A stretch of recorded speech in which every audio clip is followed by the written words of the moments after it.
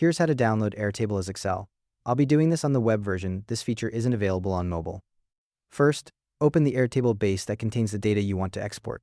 Once that's open, you'll see your tables and views. Before we export anything, you need to make sure all the fields you want in your Excel file are actually visible. Click on the view name at the top of your table to check which columns are showing. Any hidden fields won't be included in the export, so if you need them, unhide them now, or create a new view with everything you need visible. Once your view is set up the way you want it, click the down arrow icon next to the view name. It's in the toolbar at the top. A drop-down menu will appear. In that menu, click Download CSV. Airtable doesn't export directly to Excel format, so we're grabbing a CSV file first and we'll convert it in a second.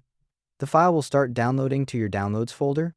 Now, open your Downloads folder and find the CSV file that just came down. It'll have the same name as your table or view. Double-click it to open it in Microsoft Excel. If it doesn't open in Excel automatically, right-click the file and choose Open with Microsoft Excel.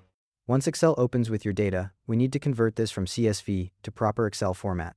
Click File in the top menu, then click Save As. In the Save As dialog box, you'll see a drop-down for file format. Click that drop-down and select Excel Workbook, which has the extension .xlsx. Choose where you want to save it, give it a name if you want to rename it, then click the Save button. Done. Your Airtable data is now in Excel format.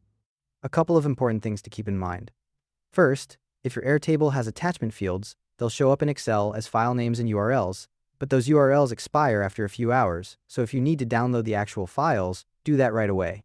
Second, if you have multiple tables in your base that you want in Excel, you'll need to repeat this process for each one. Airtable doesn't let you export an entire base as a single file. And third, you might need to adjust some formatting in Excel like column widths or text wrapping once the file's open. And that's all there is to it. Thanks for watching.